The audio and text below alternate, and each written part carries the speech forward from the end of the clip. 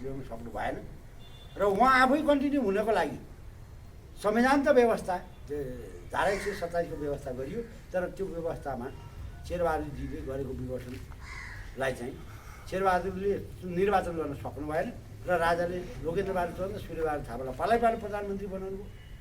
त्यस पछाडि पनि समस्याको समाधान भएन। त्यस पछाडि फेरि उहाँ आफूले अक्षरशः भनेको व्यक्तिलाई फेरि उहाँले स्वच्छताको प्रधानमन्त्री माग्नु। हामी म लगायत हामी 8 जनाले प्रधानमन्त्रीको दाबी गरेको हो तर उहाँले फेरि आफूले अक्षरशः भनेको व्यक्ति त शेरबहादुरलाई फेरि प्रधानमन्त्री बनाउनु। त्यतिसम्मको चाहिँ गलत कामहरू भए। राजाले आफूले अक्षरशः भनेको व्यक्तिलाई दोहोऱ्याउनु उचित थिएन। त्यो संविधान सम्बद्ध पनि थिएन। त्यहाँमाथि राजाको हुकुम भनिन्छ भनेपछि लगभग 7 महिनाको हाराहारीमा 13 महिनाको बिचमा शेरबहादुर कसरी सक्छ? त्यहाँ प्रश्नवाद चिन्ह खडा भयो। इतिहासले यो मूल्याङ्कन गर्ला। इतिहासमा यो सुनौलो अक्षरले लेखेला। यो देशका विद्वत्ताहरूले त्यसलाई मूल्याङ्कन गर्लान्। तर चाहिँ राजाद्वारा संसद पुनर्स्थापना गर्ने राजालाई अधिकार थिएन र जनताको जनआन्दोलन भनियो र राजालाई भनियो द्वन्द्वरत माओवादीलाई राष्ट्रिय राजनीतिको मूलधारमा ल्याउने जुन नाममा संसद पुनर्स्थापना भयो। त्यो पुनर्स्थापित संसदले गरेको क्रियाकलापले राजाद्वारा संसद पुनर्स्थापना भयो र राजाद्वारै कृपाप्रसाद कोइरालाले शपथ ग्रहण गरे र प्रमुख परिपक्षी दल नेकपा एमालेको 83 सिट थियो। त्यही बराबर माओवादीलाई पनि मनोनित गरेर चाहिँ पार्लियामेन्टले ल्याउने काम गरियो। तर त्यही 2047 सालको संविधानलाई सामान्य परिमार्जन गरेर कार्यान्वयनमा गइदिएको भए शुभ सुगन्ध हुन्थ्यो र त्यही 47 सालको संविधान अन्तर्गत चाहिँ त्यहाँ चाहिँ 205 जनाको पार्लियामेन्ट्री निर्वाचन गरेर त्यो आएको पार्लियामेन्टले संविधान निर्माण र चाहिँ गर्ने काम गरेको भए अति उत्तम। तर त्यो दुईटै काम हुन सकेन र राजाद्वारा पुनर्स्थापित संसदले माओवादीलाई संविधानमा 2047 सालको संविधानले परिकल्पना नगरेको व्यवस्था गरेर प्रतिनिधि सभामा 83 सिट मनोनित गर्ने काम गर्यो र चाहिँ त्यो संसद पहिलो बैठकले के निर्णय गर्यो त भन्दा यो देशको परम्परागत शक्ति राजसत्तालाई निषेध गर्यो र देशलाई धरानिधि गर्यो। तर आज त्यसको फलस्वरूप ठिकै छ द्वन्द्वरत माओवादीहरू द्वन्द्वमा थिए तर शान्ति वार्तामा आयो भने नेपाली जनताले कुनै विद्रोह गरेनन्। देशलाई धरानिधि गर्दाखेरि आवाज उठाएनन् किनभने जनतालाई शान्ति चाहिएको थियो। घाँस बाँस कपास भन्दा पनि शान्तिले सास फेर्न गाउँदेखि सहरसम्म र जिल्ला सदरमुकामदेखि सारा चाहिँ आतङ्क थियो। त्यो आतङ्कको अन्त्यको लागि जनताले धैर्य रूपमा लगभग 12-13 वर्ष जनताले सहे। आज पनि सहेकै अब आजको परिस्थितिमा हो यो कुरा भएको हो हैन। यो इतिहास यहाँ जोड्नु जरुर थियो। आज तपाईँले प्रसङ्गवश नेपालको चाहिँ नेपाल कसरी बिग्रियो र आज हामी कुन भडखालामा जाकिया छौँ र आज हामी कुन दलदलमा छौँ भन्ने विषयमा जुन प्रश्न उठाउनु भयो यो कुरामा तपाईँको एबिसी टेलिभिजनलाई पनि म मुरीमुरी धन्यवाद दिन्छु। यो जनताले जान्न जरुरी छ। तर के भन्दैन असंवैधानिक काम गऱ्यौँ हामीले। राजाद्वारा संसद पुनर्स्थापना भयो र राजाद्वारै शपथ गर्ने काम गिरिजाबाबुले गर्नु र गिरिजाबाबुले जुन किसिमको राष्ट्रता र धर्मलाई निषेध गर्ने काम त्यहाँबाट सुरु भयो। त्यो दिनबाट ओह्रालो लागेको मुलुक आज नेपालका नेपाली कङ्ग्रेसका सभापति गिरिजाप्रसाद कोइराला कृष्णप्रसाद कोइरालाको कान्छा सुपुत्र राष्ट्रपति हुने उदाहरण सपनामा फस्नुभयो र उहाँले राजाले गर्ने अधिकार कटौती गरेर राजालाई निलम्बन गर्ने काम गर्नुभयो र त्यसै गरी अन्तरिम संविधान लक्ष्मण अरियालको नेतृत्वमा अन्तरिम संविधान निर्माण गरियो। लक्ष्मण अरियालले संविधान निर्माण गरे र चाहिँ गिरिजाप्रसाद कोइराला त्यतिखेर भने के भने थिए अरे भन्ने कुराहरू सुनियो। भनेन त्यो कुरा आधिकारिक भएको छैन। हामीले गल्ती गर्दै गयौँ अब हामी सकिन्छौँ भनेर गिरिजाप्रसाद कोइरालाले धेरै मान्छेहरूलाई भनेको कुराहरू आज नेपाली काङ्ग्रेसका नेता कार्यकर्ताहरूले पनि अभिव्यक्ति गरेको बिपीका अनुयायीहरूले त्यो अभिव्यक्ति गरेको हामीले यथातथ सुन्न पाउँछौँ। तर परिस्थिति के हो त भन्दा अब हामी वैशाख 11 गते सात राजनीतिक दल र राजा बिचमा भएको सम्झौताको विषयमा हामी फर्किने कि नफर्किने र यो विषयमा राजनीतिक दलहरूले त आफूले चाहिँ जनतालाई ढाँटे लुटी खाने र भुटी खाने काम गरे। आज देशलाई जुन किसिमको भडखालामा पुर्याए जुन हिसाबको जनतालाई न्यायपूर्ण रूपमा घाँस बाँस कपास र देशभित्र उद्योग धन्दा कल कारखाना कृषिमा क्रान्ति भन्ने कुराहरू थिए। यिनले जनतालाई भनेका पार्टीका घोषणापत्रमा जे जस्ता कविताहरू लेखे तापनि त्यो कार्यान्वयन हुन सकेन र आज जुन हिसाबमा मुलुकले रहने कि नरहने भन्ने परिस्थिति भइसकेपछि जुन हिसाबमा बेमारीपूर्वक 64को निर्वाचन पछाडि राजालाई जसरी नागार्जुन पठाए तर राजा के आधारले नागार्जुन जानुभयो र चाहिँ उहाँहरू बिचमा के सहमति त्यो कुरामा अब राजा ज्ञानेन्द्र बोल्न पर्ने बेला आयो भने स्वतन्त्र नागरिक समाजको जोरदार माग तर उहाँ त तर कुनै पनि म एउटा विषयमा कुरा बोल्नु म भएको यसमा छैन नि। अहिले देश अत्यन्त गम्भीर मोडमा परिरहँदाखेरि एमसिसीकै सवालमा देश कहीँ कतै भत्ताभुङ्ग हुने त होइन, कहीँ कतै त्यो युद्ध भूमि बन्ने त होइन भन्ने शङ्का हुँदाहुँदै राजावादीहरू एमसिसीको जसरी विरोध गरिरहँदाखेरि पूर्व राजा ज्ञानेन्द्रले त अभिभावकत्व वहन गर्नु भएन नि। होइन एउटा कुरो म तपाईँको एमसिसीको बारेमा उहाँ बोल्न पर्थ्यो कि पर्थेन? एमसिसी मात्रै होइन यहाँ तमाम कुराहरू बिग्रिया छन्। होइन ठ्याक्कै स्पेसिफिक भइदिनु न, एमसिसीको बारेमा राजा ज्ञानेन्द्र बोल्नु पर्थ्यो कि पर्थेन?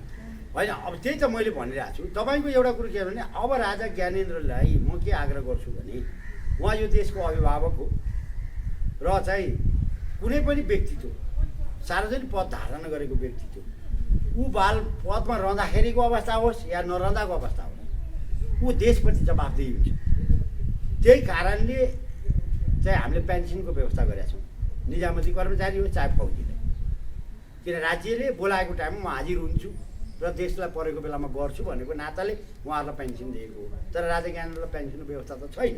तर उहाँहरूले प्रतिगमन भन्नुभयो, 250 वर्षलाई ललकार्नुभयो, बडामारा धीराज पृथ्वीनारायण शाहको साली ढाली काम भयो, राजा महेन्द्रको साली ढाली काम भयो, त्रिभुवनको साली ढाली काम गर्नुभयो। तर के आधारले साली ढाल्नुको पछाडि के छ भन्दा आज जुन एमसिसीको कुरा आइरहेको छ महत्त्वपूर्ण कुरा तपाईँले उठाइरहनु भएको छ। मैले बारम्बार के भनी गरेको छु भने म चाहिँ 100 वर्ष पछाडिको कुराहरूलाई पनि सोध्छु। किन भन्दाखेरि म इमान्दार पनि छु, म कसैलाई ढाड्दिनँ, मलाई पद लोभ्दा छैन र मलाई लुट्नु छ। तर इमान्दार कुरा म के भन्छु भन्दाखेरि जुन एमसिसी प्रोजेक्ट भनेको एसियालाई कन्ट्रोल गर्नको लागि ल्याइएको प्रोजेक्ट, किनभने कुनै पनि पश्चिमाहरूले आज पनि एसियनहरूलाई मान्छे नै गर्दैन।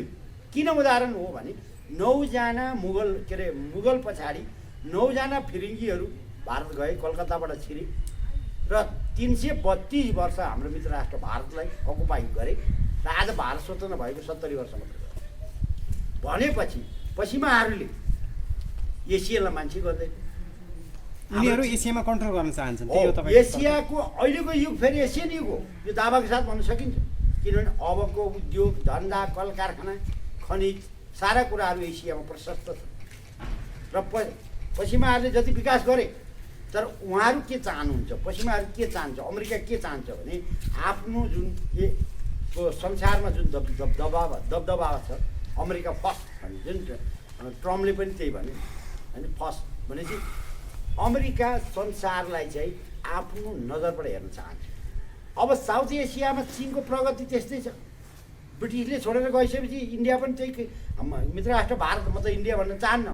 तर हामी बिचमा सामरिक अस्तित्वमा उच्च भूभागमा छौँ नेपाली र नेपाल उच्च भूभागमा छ। तर नेपाल आज नेपालको कारणले गर्दाखेरि मित्र राष्ट्र चिनको पनि दिन आराम छ, भारतको पनि दिन आराम। तर एमसिसी कार्यान्वयन यदि भयो भने हाम्रो सुगौली सन्धिमा गुमेको भूभाग पनि फिर्ता हुने सम्भावना हुन्छ। एमसिसी पारित हुनु नेपालको लागि सौभाग्य हो भन्दै हुनुहुन्छ? सौभाग्य हो।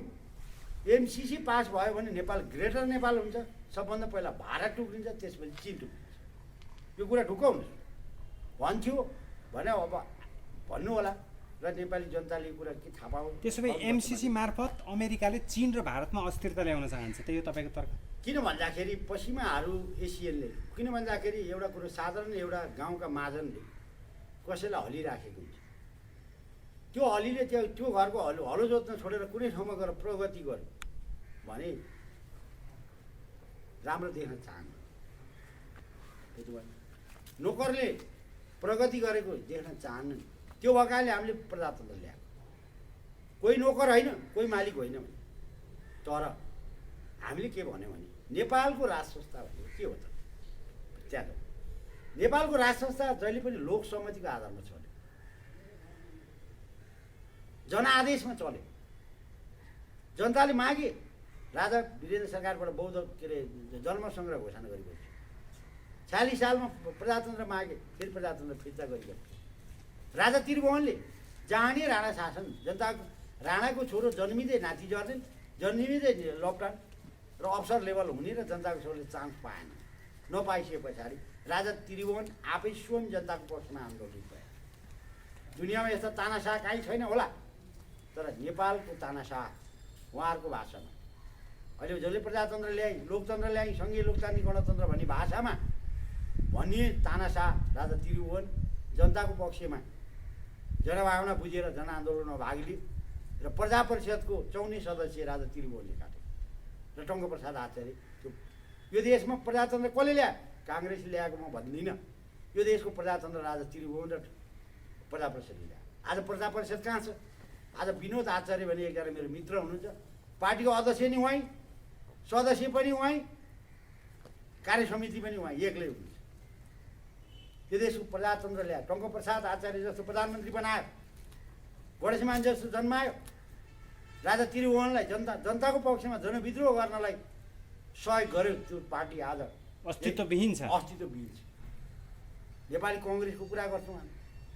काङ्ग्रेस एउटा सुवर्ण शमशेरको कलकत्ते काङ्ग्रेस थियो, बिपी कोइरालाको बनारसी काङ्ग्रेस। जन्म एउटा 2003मा एउटा कलकत्तामा भयो, एउटा बनारसमा भयो।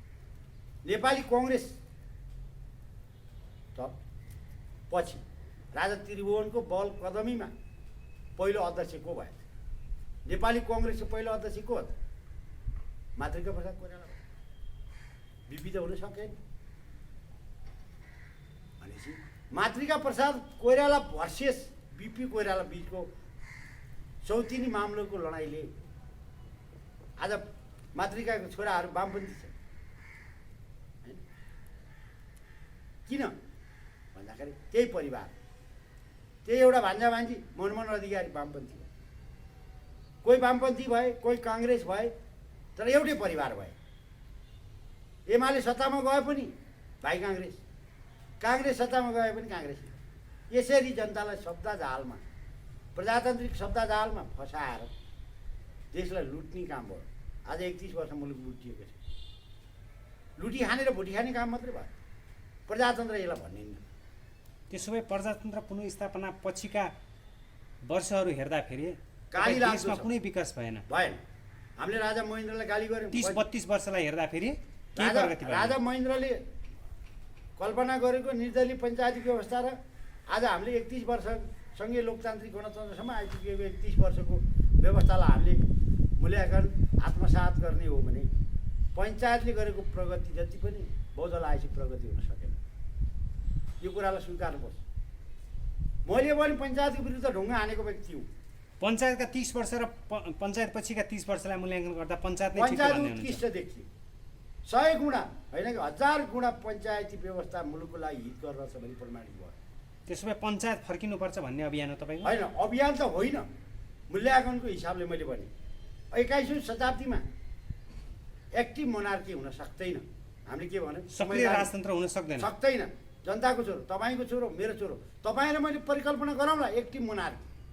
तर भोलि बिहानै तपाईँको छोरो र मेरो छोराले संवैधानिक राजतन्त्र र बहुदलीय प्रजातन्त्र आन्दोलन गर्छ। त्यो भोलि गल्ती नगरौँ। बाउले गरेको गल्ती राजा त्रिभुवन सरकारको एउटा गलत भयो। उहाँले खरिबोटमा उभिएर भन्नुभयो संविधान सभा, त्यो संविधान सभा तेरो बाजेले भने, तेरो बाउले भने भन्दा संविधान सभा हामीले दुईचोटि गऱ्यौँ। 1 खर्ब 29 अर्ब पैसा सिद्धिएर 2वटा संविधान सभाको निर्वाचन गऱ्यौँ। कर्णालीको विकास कायापलट हुन्थ्यो त्यो पैसाले, होइन सुदूरपश्चिमको विकास कायापलट हुन्थ्यो त्यो पैसाले। आज त्यसबाट हात लाए सुन्ने भयो। त्यो भयो कारणले गल्ती भयो। 2036 सालको जन्म सङ्ग्रह राजा वीरेन्द्रलाई उस्काउनु पनि गलत थियो। आफ्नो विरुद्ध जन्म सङ्ग्रह हो नि। पञ्चायत भने राजाको पक्षको, राजाको शासनमा बहुदल ठिक कि निर्दल भनेर जुन जन्म सङ्ग्रह गराइयो त्यो गलत थियो। त्यो गलत हुँदाहुँदै पनि 55% निर्दलको पक्षमा र 45% बहुदलको पक्षमा आइसकेपछि त्यतिखेरै स्वर्गीय वीरेन्द्र सरकारबाट दलमाथिको प्रतिबन्ध खोलिदिई बसेको भए आज यो मुलुक भडकला पर्दैन। त्यहाँ भोगानाङ्गा मण्डलीहरू हाबी भए। 2028 सालमा महेन्द्र सरकारको 16 बास हुनु यो मुलुकको लागि दुर्भाग्य भयो। यो म दावाको साथ भन्छु। किनभने महेन्द्र सरकारको परिकल्पनालाई स्वर्गीय वीरेन्द्र सरकारले त्यसलाई परिपूर्ण गर्न सक्नु भएन। म बेलायत पढ्नुभयो, इङ्ल्यान्ड पढेर आउनुभयो, होइन तर नेपाल पढ्नु भएन। मुलुक पढेको मान्छे चाहिन्छ, मुलुक जानेको मान्छे चाहिन्छ। सिन्धुपाल्चोकमा के उत्पादन हो? कर्णालीमा के उत्पादन हुन्छ? त्यो बेलायतमा पढेर थाहा हुँदैन, अमेरिकामा हुँदैन। पढेर थाहा हुँदैन। मेरै घरमा पनि 9 जना डाक्टर छन्। ललितपुरको कुन ठाउँमा के उत्पादन हुन्छ, कुन भूभागमा खेती गरेर हुन्छ, कुन भूभागमा घर बनाउने हो, कुन विभागमा कृषि के अरे औद्योगिक क्रान्ति गर्ने उद्योग खोल्ने हो र औद्योगिक क्रान्ति हुन्छ भन्ने कुरो कसैलाई पनि थाहा छैन। देश पढ्नु पर्यो। 2028 सालको शिक्षा नीतिले नेपाल ध्वस्त गर्ने एउटा दस्तावेज हो। आज नेपाल पढ्दैन, चाहे तपाईँको छोराले होस्, चाहे मेरो छोरा, चाहे मेरो छोरीले होस् या तपाईँको छोरीले होस्। मुलुकको कर्णालीमा के फल्छ कसैलाई थाहा छैन। बेलायतमा के भयो सबै थाहा हुन्छ, अमेरिकामा के भयो सबै थाहा हुन्छ, आज भारतमा के भयो सबै थाहा हुन्छ। तर आज मुलुक पढाइ हुनुपर्छ, मुलुकको नैतिक शिक्षा हुनु पर्यो, नैतिक ज्ञान हुनु पर्यो, मुलुक बुझेको हुनु पर्यो। पढेर सर्टिफिकेट लिएर मात्रै मुलुकको डेभलप हुन सक्दैन। त्यसको उदाहरणको लागि हेर्नुहोस् है, डाक्टर बाबुराम भट्टराई उहाँले जिएनयू पढ्नु हो, आदर्श कुरा गर्नुहुन्छ, अनि भोट पाउनको लागि जात र जनजातिका कुरा उरालेर भान्सा रमाइलो गर्नु। र बाबुराम भट्टराई जस्तो विद्वान हामीले मान्यौँ, तर बाबुराम भट्टराईका नाममा 17 गोली र बारुदहरू अझै पनि शरीरमा लिएर हिँडेका छन्। तर परिवर्तनले के दियो त जनतालाई? आज नेपाली जनताले 4वटा ठुल्ठुला आन्दोलनमा भाग लिए। आज जनताको पक्षमा के चाहिँ निर्णय भएको छ? आज जनताले पाए के? गाउँका ठालु नेता भए, गाउँको हलोचोर नेता भयो, गाउँको कुखुरा चोर नेता भयो, गाउँको बलात्कारी सांसद भयो। नानीमैया दाहाल अहिलेसम्म जीवित हुनुहुन्छ। रापती तर्या बापतीहरू जम्मै माननीय भयो। तर त्यो कुरो त सत्य भयो। आज हामीले सुशासन दिन सक्यौँ जनतालाई? हामी कहाँ छौँ? कुन धरातलले अवस्थामा छौँ? हामी कहाँ हो? हाम्रो गन्तव्य के हो? हाम्रो पिता पुर्खाले जसरी कुर्बानी दिएर मुलुकलाई यहाँसम्म ल्याइदिनु हो, अब हामीले जोगाउन सक्छौँ कि सक्दैनौँ भन्ने अवस्थामा आइपुग्यौँ। होइन, 2007 पछि नेपाली जनताले पटक पटक राजनीतिक परिवर्तनहरू देखे, तर कुनै पनि बाट देश उधोगति लागेन। होइन, राष्ट्र त राष्ट्र जस्तो हुनु पर्यो। कुनै पनि नेपालीले, चाहे त्यो हिमालमा बसोस्, चाहे तराईमा बसोस्, चाहे पहाडमा बसोस्, चाहे सहरमा बसोस्, सबै नेपालीले यो देश पहिला मेरो जन्मदिने आमा जति मलाई माया हुन्छ, मुलुकको त्यति नै माया छ भन्ने जबसम्म हामीसँग मेन्टाली चेतनाको वृद्धि हुँदैन, चेतनाको विकास हुँदैन, चेतनाको चाहिँ ज्वाराभाटा खुल्दैन, तबसम्म मुलुक समृद्ध हुन सक्दैन। शासक एकजना मात्रै भए पुग्छ। यो मुलुक मैले चलाउने हो भने 10 वर्षमा साउथ एसियामा सबैभन्दा समृद्ध नेपाल बनाएर देखाइदिन्छ। नेपाल जस्तो देश पनि देश भन्ने बनाउन सक्छ। त्यो भिजन छ तपाईँसँग? प्रष्ट छ। कृषिमा क्रान्ति गरिदिन्छ। लाखौँको हाराहारीमा, 70 लाखको हाराहारीमा हाम्रा होनहार युवा युवतीहरू खाडीमा 60 डिग्रीको घाममा काम गरेर विवश छन्। दैनिक अन्तर्राष्ट्रिय विमानस्थलमा 10 देखि 25 जनाको लास बाक्सामा आइरहेको छ। साराका गाउँघरमा श्रीमान जीवन्त आउला, छोरो जीवन्त आउला, छोरी जीवन्तै आउलिन् भनेर कुरेर बसेका अर्का घरमा लासका बाक्साहरू आइपुगेका छन्। यो रोक्ने कि नरोक्ने? कृषि क्रान्ति गर्ने कि नगर्ने?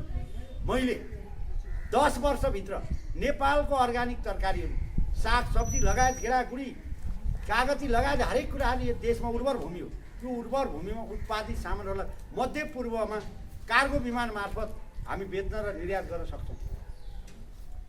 2046 साल चैत 26 गते राति 12 बजेभन्दा अगाडिसम्म हाम्रो देशमा थापाथलीमा धान गोदाम कम्पनी थियो। त्यहाँबाट निर्यात भयो, कोरिया गयो, भियतनाम गयो, संसार गयो। पूर्वाञ्चलमा विराटनगरमा धान गोदाम कम्पनी थियो, नेपालगञ्जमा धान गोदाम कम्पनी थियो। गाउँ गाउँमा तपाईँलाई म उदाहरण यथार्थ कुरा भन्छु, सिन्धुपाल्चोक जिल्लाको अहिलेको 79 गाविसको 57वटा गाविसमा धर्म भगारी थियो। आज कहाँ छ? किन राखियो धर्म भगारी? धर्म भगारी भने के हो?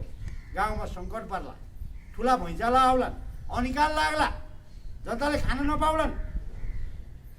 मङ्सिरमा सबैको घरमा धान मकै कोदा आउँछन्, सबैले एकै पाथी 2 पाथी धर्म भगारीमा हाल्ने। भोलि चाहे जसले दुःख पाउँछ उसले खान पाउँछ। त्यस्तो परिकल्पना गरिरहेको थिएँ राजा मैले। आज कहाँ गयो? आज हामी कहाँ छौँ? थानकोटबाट ट्रक आउँछ कि आउँदैन हेर्न पर्यो। गम्भीर हुनु जरुरी छ।